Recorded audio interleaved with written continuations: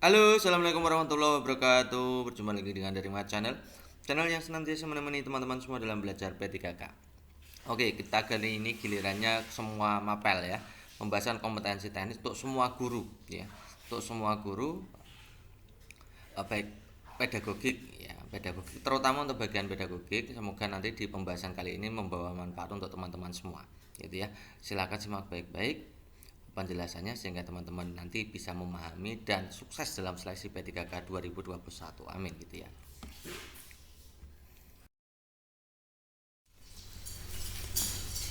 Kita mulai dari nomor 1, rumusan indikator pengayaan yang cocok pada KD membandingkan luas tabung dan kerucut yang memiliki jari-jari alas dan tinggi yang sama. Saya ulangi, rumusan indikator pengayaan yang cocok pada KD membandingkan luas tabung dan kerucut yang memiliki jari-jari alas dan tinggi yang sama adalah titik-titik. Apakah A menganalisis luas tabung dan kerucut yang memiliki jari-jari alas dan tinggi yang sama? Yang B menjelaskan luas tabung dan kerucut yang memiliki jari-jari alas dan tinggi yang sama. C menyimpulkan luas tabung dan kerucut yang memiliki jari-jari alas dan tinggi yang sama. D mendesain peraga tabung dan kerucut dari bahan mika. E menentukan luas tabung dan kerucut yang memiliki jari-jari alas dan tinggi yang sama. Oke teman-teman, di sini yang ditanyakan adalah indikator pengayaan gitu ya. Jadi indikator itu ada 3 jenis, yaitu indikator pendukung, indikator kunci, dan indikator pengayaan. Yang dikatakan indikator kunci itu indikator pada KD yang bersangkutan. Nah, contohnya ini teman-teman ya. Nah, ini membandingkan, ini KD-nya membandingkan berarti berada di gradasi membandingkan itu dalam level kognitif.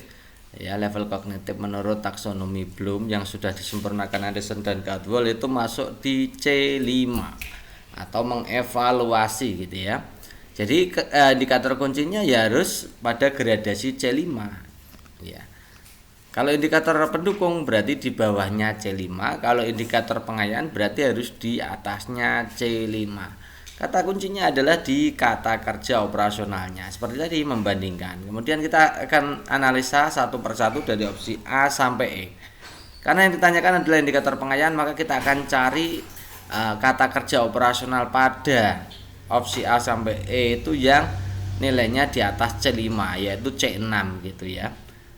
Kalau menganalisis itu jelas ya teman-teman, saya kira juga sudah banyak yang menghafalkan gitu. Menganalisis itu C4. Kalau menjelaskan, menyimpulkan, mendesain, menentukan ya. Menganalisis itu tadi C4, menjelaskan itu adalah C2, menyimpulkan adalah C5, mendesain adalah C6. Kemudian yang E itu menentukan itu masuknya di C3. Berarti kita bisa menyimpulkan bahwa yang berada gradasi kata kerja operasional yang berada di atas levelnya membandingkan adalah opsi D, yaitu mendesain. Ya, jadi jawaban yang paling tepat adalah opsi D. Nah, kalau teman-teman lupa, saya berikan lagi nih. Teman-teman harus wajib menghafalkan dari C1 sampai C6. Pengertian dan kata kerja operasional yang menaunginya. Ini umumnya seperti ini ya teman-teman. Mengingat itu misalkan menyebutkan, mengingat, mendaftar, mengulang, menirukan. Kalau memahami itu menjelaskan, mengklasifikasi, mengkategori itu maksudnya di memahami, kemudian mengaplikasikan itu ya menentukan, menggunakan, melakukan, menganalisis itu menghubungkan, mengurai, menelaah, mengkritisi dan semuanya. Kemudian evaluasi itu menguji, membandingkan, menyimpulkan, itu juga termasuk kategori dari gradasi level kognitif C5. Kalau mencipta itu mengkonstruksi, mendesain, mengkreasi, mengembangkan, menulis, memformulasikan, susah sekali ya teman-teman ya, memformulasikan gitu ya. Itu kalau teman-teman lupa, teman-teman bisa hafalkan C1 sampai C6 yang sesederhana ini saja dulu. Sebenarnya banyak kata kerja operasional yang bersangkutan dengan C1 sampai C6, tapi kalau teman-teman menghafalkan semua saya kira ya otaknya meledak gitu ya. Oke, gitu. Kita kembali melanjutkan untuk pembahasan berikutnya. Ini soal kedua. Hasil belajar peserta didik akan baik ya, dan pengetahuan pun akan ajak atau membekas dalam struktur kognitif siswa jika peserta didik mengalami sendiri proses asimilasi dan akomodasi pengetahuan baru tersebut. Sehingga bisa dikatakan peserta didik membangun struktur kognitifnya sendiri. Hal ini sejalan dengan teori belajar apa? Apakah kognitivistik, humanistik, behavioristik, atau konstruktivistik, atau cybernetik? Kan teman-teman, kita sudah sering kali kita belajar tentang 4 teori yang kita sudah berulang-ulang kali ya membahas tentang ini ya, kognitivistik, humanistik, behavioristik, konstruktivistik. Cirinya perbedaannya sebelah apa sih gitu ya. Jadi teman-teman itu kalau ada soal-soal seperti ini harus bisa membedakan kira-kira letaknya di sebelah mana gitu ya. Nah, untuk mengingat kembali maka saya berikan teori sederhananya seperti ini. Kita mulai dari teori yang paling tua sendiri, yaitu teori belajar behavioristik.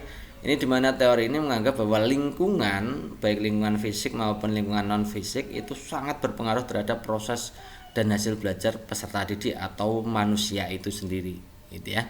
Jadi faktor eksternal itu penting sekali. Nah, kalau faktor eksternal itu misalkan lingkungan fisik ya penataan ruang, ya gitu ya. Kalau non fisik contohnya ya pujian, reward, penghargaan dan seterusnya, senyuman, suasana pembelajaran yang menyenangkan. Nah, itu ciri khas dari teori behavioristik. Kemudian kalau kognitivistik itu hubungannya dengan ini. Jadi proses belajar itu akan berjalan baik jika materi pelajaran atau materinya atau informasi baru beradaptasi dengan struktur kognitif yang telah dimiliki seseorang. Itu kognitivistik. Sementara untuk teori belajar konstruktivistik itu belajar merupakan usaha memberi makna oleh setiap siswa atau peserta didik melalui pengalamannya sendiri. Jadi peserta didik itu mengalami sendiri, kemudian bisa melakukan asimilasi akomodasi pengetahuan baru ya, sehingga terjadi pembentukan struktur kognitif. Memungkinkan mengarah kepada tujuan tersebut gitu ya. Intinya seperti itu. Jadi kalau pembentukan struktur kognitif itu masuknya teori belajar konstruktivistik gitu ya. Yang terakhir adalah teori belajar humanistik, itu dimana memandang bahwa setiap manusia memiliki suatu keunikan ya, memiliki potensi yang berbeda-beda ya. Maka setiap yang dikatakan belajar adalah upaya mengembangkan potensi masing-masing peserta didik sesuai dengan apa yang menjadi potensinya gitu ya. Bisa melakukan aktualisasi, kebebasan memilih apa yang hendak dipelajari, dan penilaian dengan berbagai teknik gitu ya. Itu ciri khas dari belajar humanistik. Kembali ke soal, berarti kita bisa jawab ya, karena ini mengalami sendiri proses asimilasi akomodasi sehingga membangun struktur kognitifnya, maka ini jelas ya, karena membangun struktur kognitifnya maka ini jelas jawabannya adalah opsi D, konstruktivistik. Next berikutnya, peserta didik melakukan kegiatan pembelajaran dengan mengolah buah segar untuk dijadikan minuman. Itu model pembelajaran yang tepat adalah titik-titik. Apakah problem based learning, project based learning, contextual teaching and learning, inquiry learning, atau cooperative learning? Yang jadi fokus adalah teman-teman ini mengolah buah segar. Kalau problem based learning itu kan memecahkan masalah gitu ya, berbasis masalah. Kalau project based learning itu berupa tugas atau project ya, dengan bimbingan yang terencana. Kemudian kalau contextual teaching learning itu diambil dari permasalahan nyata di sekitar siswa. Kalau inquiry learning itu menemukan sendiri konsep. Kalau cooperative learning itu menampilkan kerjasama kelompok. Nah, pada soal ini itu mengolah buah segar. Mengolah buah segar itu berarti yang ditekankan adalah produknya. Nah, kalau yang ditekankan produknya maka jawaban yang paling tepat ya tugas project. Ya, project based learning. Next, hari ini Pak Samsul mengadakan penilaian untuk menilai keterampilan siswa dalam membuat produk olahan makanan sehat dari bahan sayur dan dengan menyediakan seperangkat pertanyaan tentang bagaimana prosedur pembuatan olahan termasuk bahan dan nilai jualnya. Nah, prinsip penilaian demikian bertentangan dengan prinsip penilaian apa? Apakah terpadu, menyeluruh, sistematis, akuntabel, atau sahih? Oke, teman-teman berarti harus paham dulu ya masing-masing dari terpadu, menyeluruh, sistematis, akuntabel, dan sahih. Kalau sahih itu berarti apa yang dinilai dengan alatnya itu pas, tepat. Ya, penilaian didasarkan pada data yang mencerminkan kemampuan yang diukur. Artinya penilaian dan kemampuan yang akan diukur itu pas atau tepat ya. Sahih itu biasanya nama lainnya adalah valid. Jadi sahih dan valid itu sama gitu ya. Kemudian objektif itu jika terhindar dari unsur subjektivitas penilai. Kemudian kalau adil itu tidak menguntungkan atau merugikan peserta didik karena berkebutuhan khusus dan lain-lain. Latar belakang, suku, agama, dan seterusnya. Kemudian kalau 4 itu terpadu itu berarti penilaian oleh pendidik merupakan salah satu komponen kegiatan pembelajaran.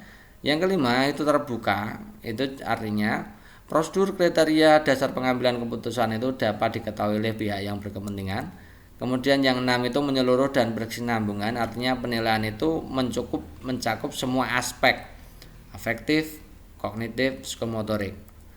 Kemudian sistematis itu penilaian dilakukan ada rencananya, ada tahapannya, mengikuti langkah baku. Kemudian yang ke-8 itu beracuan kriteria, artinya penilaian itu didasarkan pada ukuran pencapaian kompetensi yang telah ditetapkan. Terakhir adalah akuntabel, itu artinya yang dapat dipertanggungjawabkan. Kembali ke soal di sini, ini yang akan dinilai adalah keterampilan siswa dalam membuat produk, ya. Keterampilan ini yang akan dinilai keterampilan siswa membuat produk, gitu ya. Alat ukurnya seperangkat pertanyaan. Seperangkat pertanyaan itu berarti bisa kita katakan instrumennya adalah penilaian lisan atau penilaian tertulis, kan seperangkat pertanyaan, gitu ya. Nah, instrumen yang cocok harusnya untuk kompetensi keterampilan itu ya penilaian kinerja atau produk kan, bukan tes tertulis atau tes lisan kan, ya.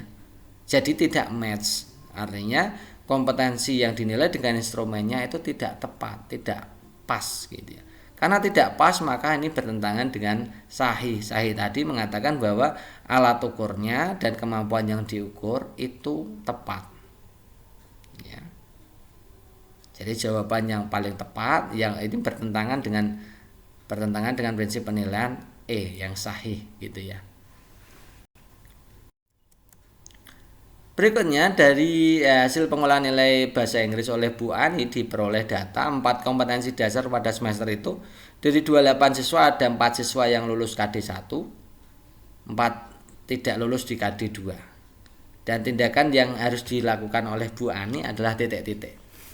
A. Mengadakan pembelajaran pengayaan untuk KD134, B. Remedial klasikal pada KD2, C. Remedial dengan penugasan individu pada KD1, di pemberian pembelajaran klasikal ulang pada KD1, pengayaan pada KD2. Oke teman-teman, coba perhatikan teman-teman ini. Pada KD1 itu diberikan pembelajaran ulang klasikal. Kenapa? Karena yang tidak lulus itu kan yang lulus hanya 4, berarti yang tidak lulus kan 24. 24 siswa dari 28 siswa itu berarti kan peserta remedialnya lebih dari 50% ya. 50% 28 kan 14 ya. Itu 24 berarti lebih dari 50%. Kalau lebih dari 50% maka bentuk remedialnya adalah pembelajaran klasikal ulang dengan metode dan media berbeda. Itu pada KD1 gitu ya. Kemudian kita analisa yang KD2, 4 tidak lulus KD2. Itu berarti yang tidak lulus hanya 4. Itu kalau kita presentasikan kan 14%.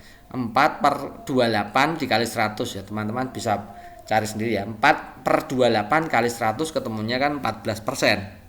Nah, karena itu di bawah 20%, kalau di bawah 20% itu remedialnya cocoknya adalah penugasan individu atau pembimbingan individu.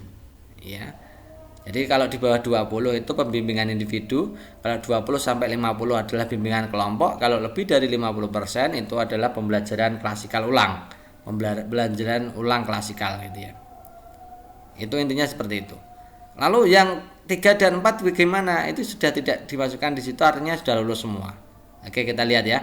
Yang A mengadakan pembelajaran yang pengayaan untuk KD1 3 4. Harusnya di KD1 itu tidak pengayaan ya. Tidak pengayaan karena di situ harusnya klasikal ulang, tidak ada pengayaan. Jadi tidak mungkin opsi A. Yang B, remedial klasikal pada KD2. Pada KD2 harusnya adalah penugasan individu bukan klasikal. Ya, jadi B salah juga.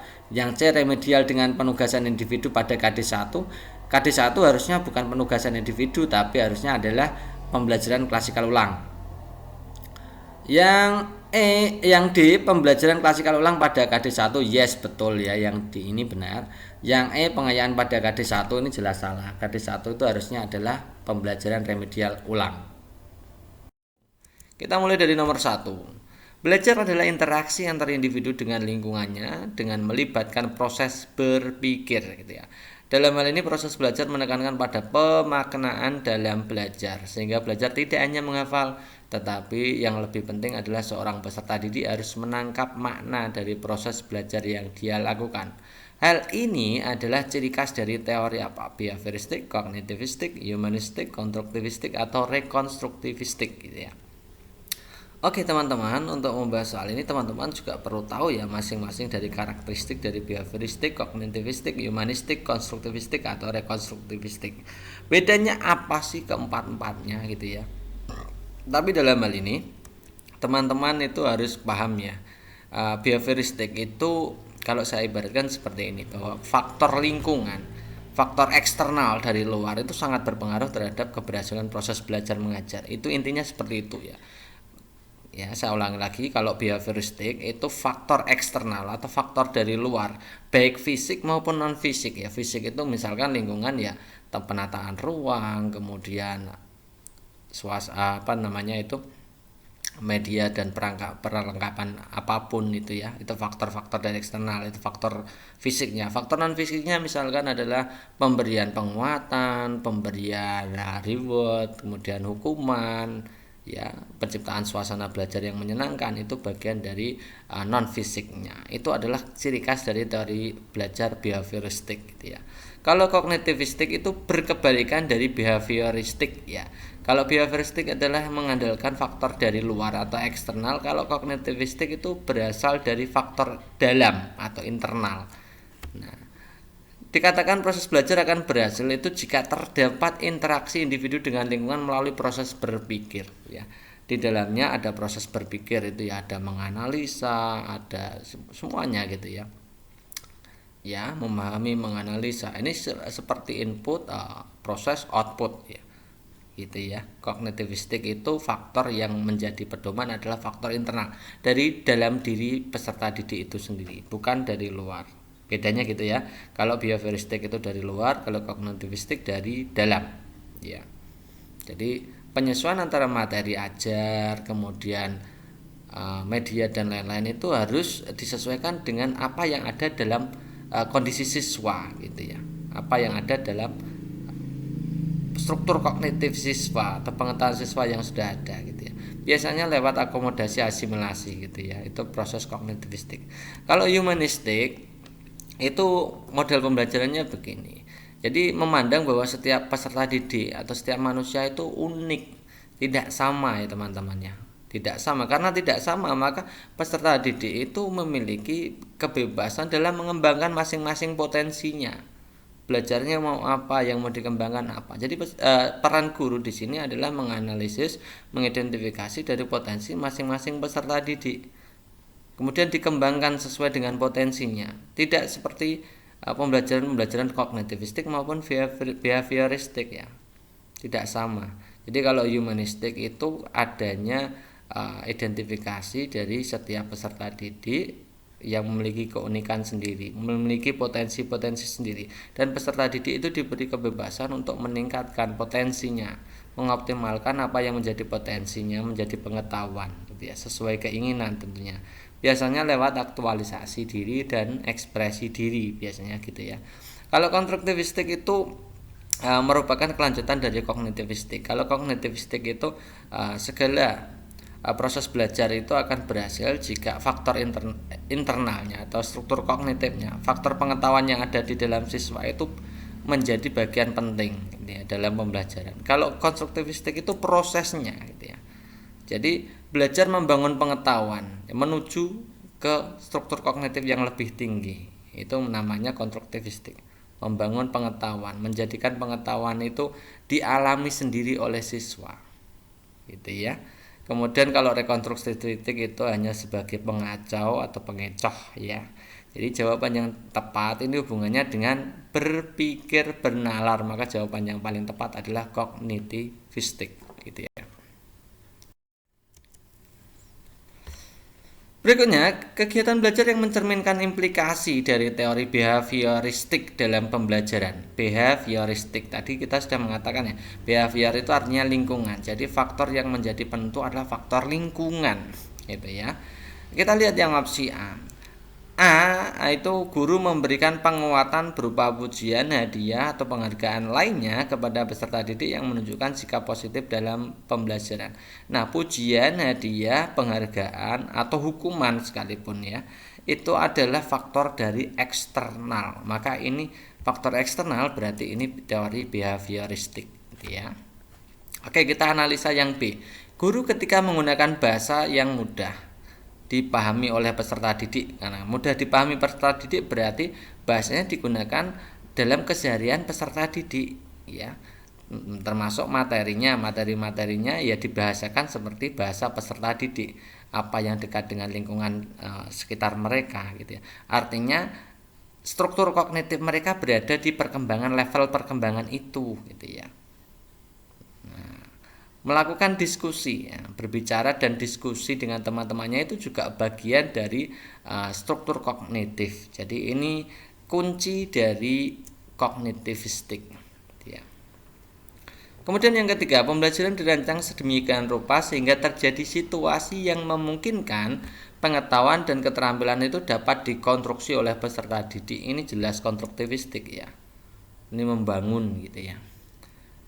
Kemudian yang D, peserta didik didorong untuk bebas mengemukakan pendapat, kebebasan mengemukakan pendapat, memilih pilihannya sendiri, melakukan apa yang diinginkan. Ini jelas ini humanistik ya. Kemudian yang E, evaluasi diberikan secara individual berdasarkan perolehan prestasi. Berarti ini kalau evaluasi itu sendiri-sendiri per individu, berarti itu adalah cocok dengan gini teman-teman. Bahwa tadi kita sudah belajar bahwa teori humanistik itu memandang bahwa pribadi manusia atau pribadi peserta didik itu unik, masing-masing punya potensi sendiri sehingga bebas untuk memilih apa yang menjadi keinginannya, apa yang mau dipelajari. Oleh karena itu evaluasinya juga berbeda-beda, tidak sama satu kelas tapi berbeda-beda sesuai dengan potensi yang dia miliki yang mau dikembangkan. Jadi ini adalah implikasi dari teori humanistik gitu ya teman-teman ya. Nah, yang tadi ditanyakan adalah teori behavioristik, maka jawaban yang tepat adalah opsi A. Oke, next berikutnya. Perhatikan kegiatan pembelajaran berikut. 1. Peserta didik mengamati permasalahan yang diberikan guru. Yang kedua, masing-masing peserta didik memberikan ide pemecahan masalah. Yang ketiga, peserta didik dalam kelompok berdiskusi untuk merancang alat dan bahan serta media yang akan digunakan untuk memecahkan masalah. Nah, kegiatan pembelajaran tersebut merupakan contoh kegiatan yang berorientasi pada keterampilan berpikir tingkat tinggi dalam titik-titik. Apakah activity, transfer knowledge, creativity, atau problem solving, atau critical thinking gitu ya.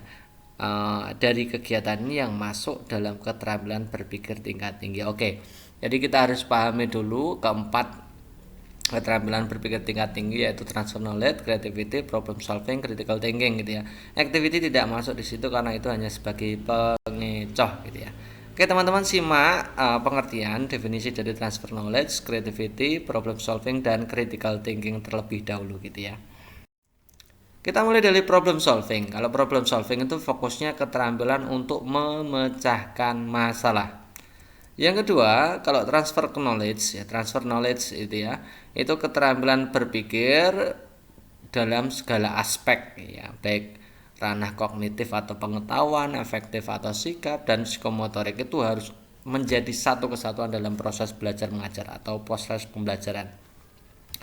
Kemudian kalau critical thinking itu kegiatannya apa saja sih? Ya, yang pertama adalah peserta didik itu diarahkan untuk berpikir secara mendalam ya, berpikir secara mendalam, mengajukan berbagai pertanyaan, kemudian menemukan informasi yang relevan. Biasanya untuk menemukan informasi yang relevan itu kegiatan eksplorasi gitu ya, mengambil keputusan ya, menganalisis semua asumsi yang muncul, kemudian melakukan investigasi atau penelitian berdasarkan data dan informasi. Itu ciri-ciri dari critical thinking.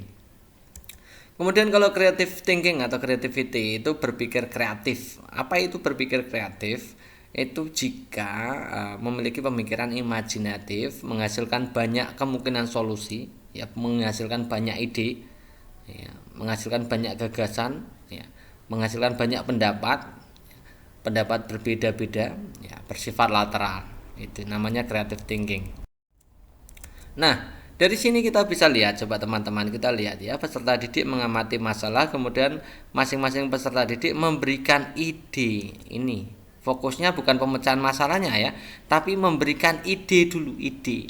Kemudian yang opsi ketiganya, langkah ketiganya peserta didik dalam kelompok merancang alat. Proses merancang alat ini proses diskusi merancang alat ya. Ya, diskusi merancang alat dan media. Ini juga bagian dari memberikan solusi, banyak solusi gitu ya. Ya, dua-duanya memberikan banyak solusi. Maka ini jawaban yang paling tepat adalah creativity. Kenapa itu tidak problem solving? Kalau problem solving itu kemampuan memecahkan masalah.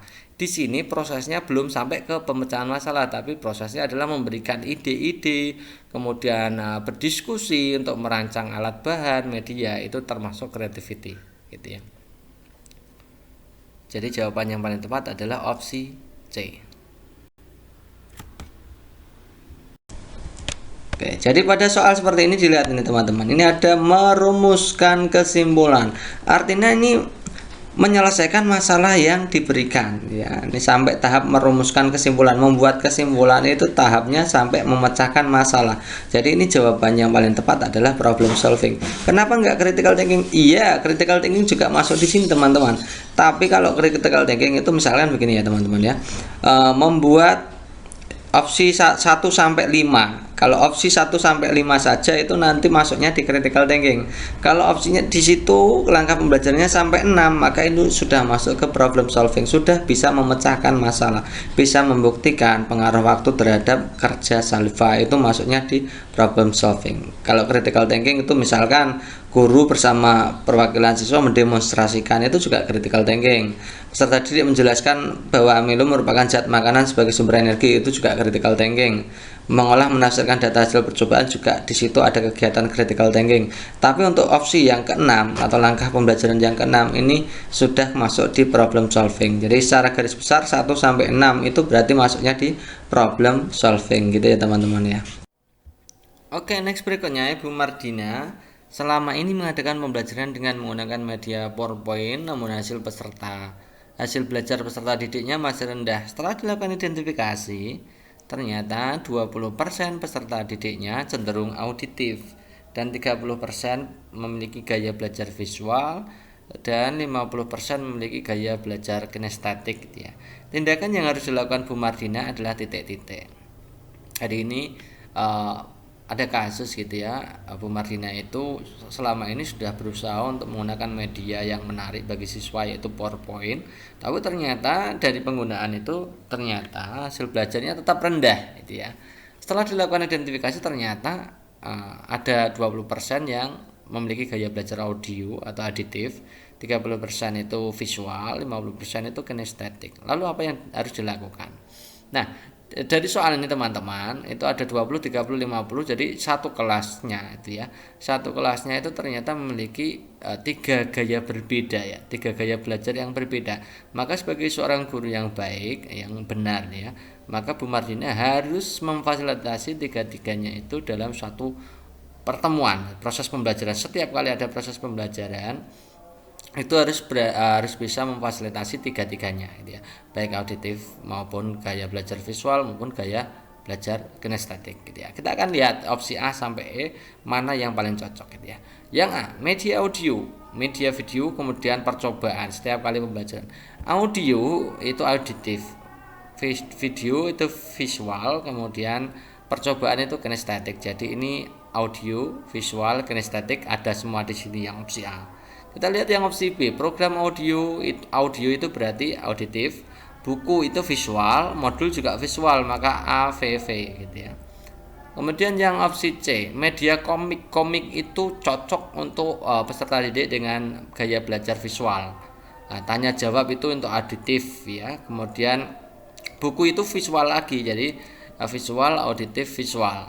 Kemudian yang D, metode ceramah. Ceramah itu cocoknya untuk gaya belajar auditif, kemudian diskusi juga auditif, tanya jawab juga auditif ya. Ceramah, diskusi, tanya jawab itu auditif semua gitu ya.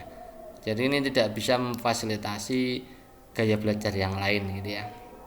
Yang E, video itu visual, buku visual, PowerPoint juga visual. Jadi visual semua gitu ya.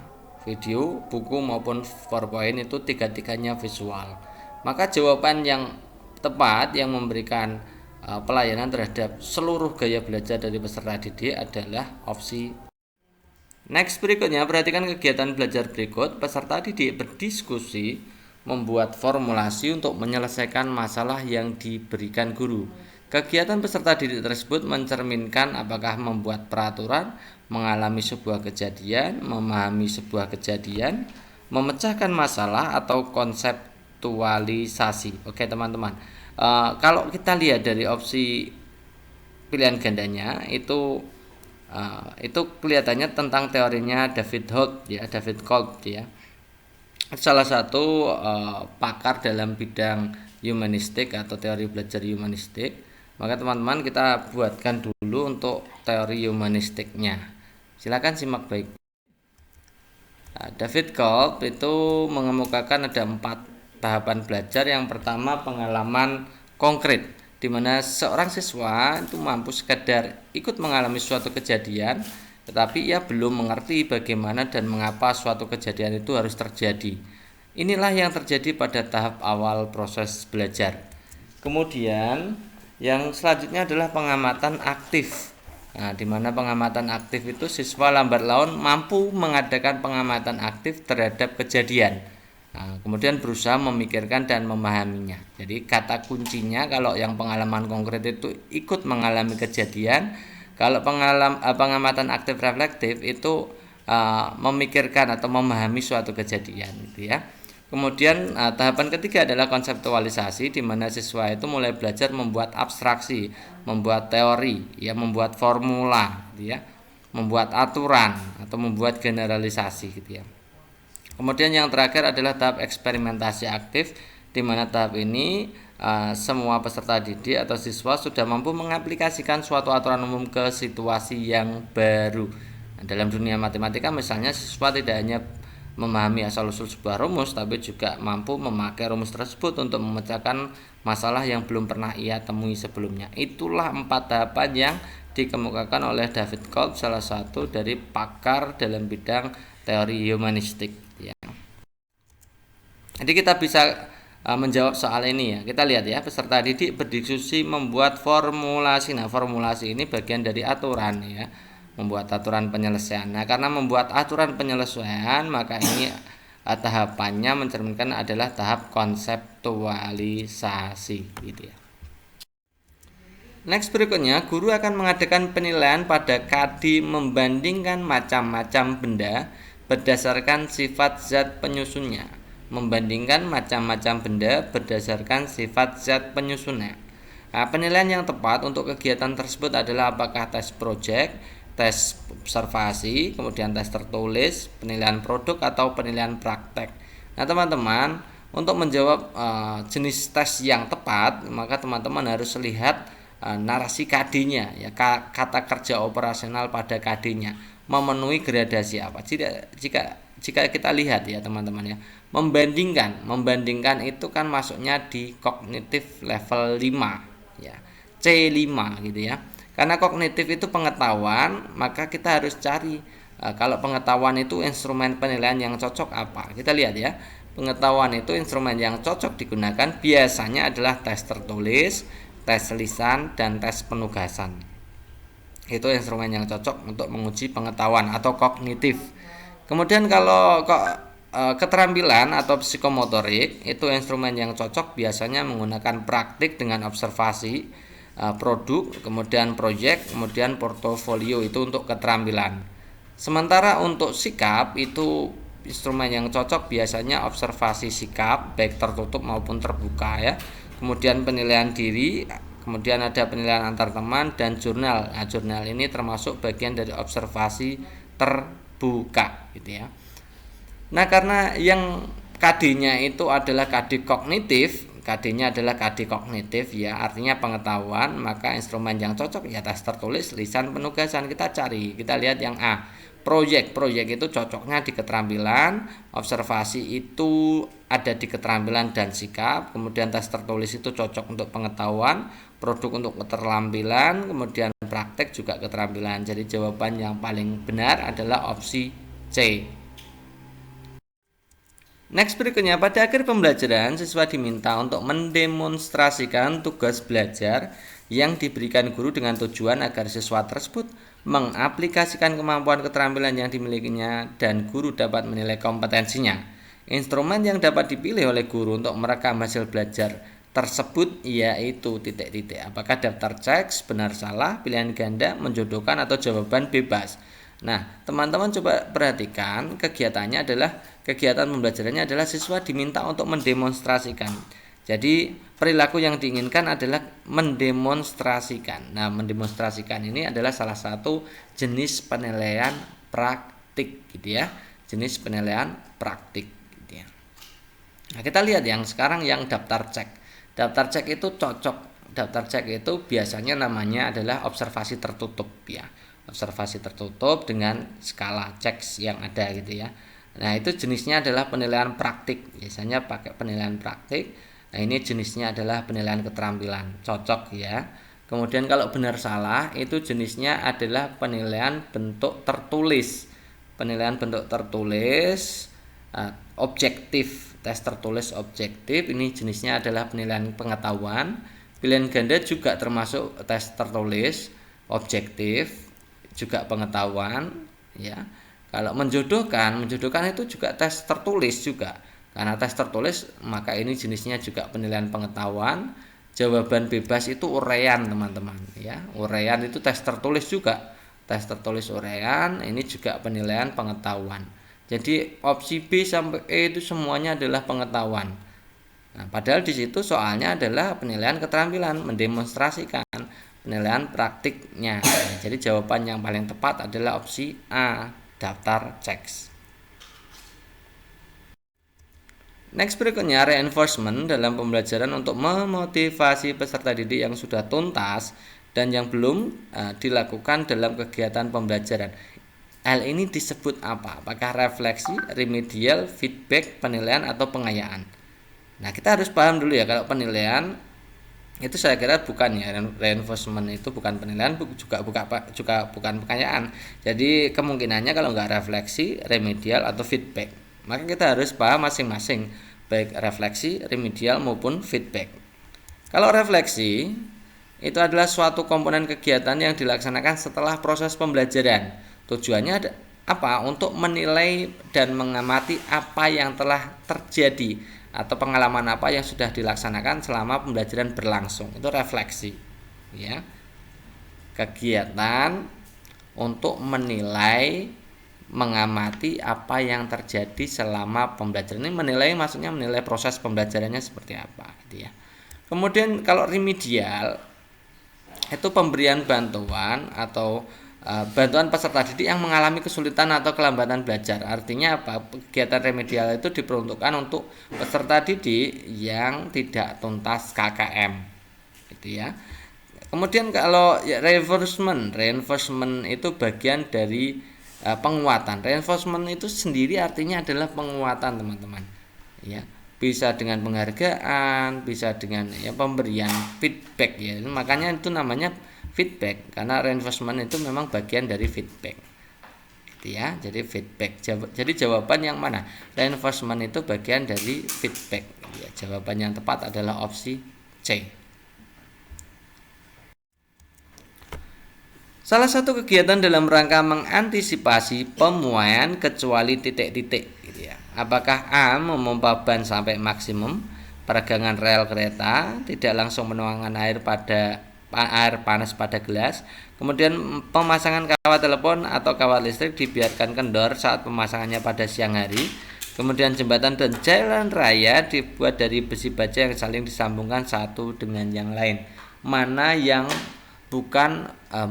merupakan cara mengantisipasi pemuaian, kecuali berarti yang bukan gitu ya.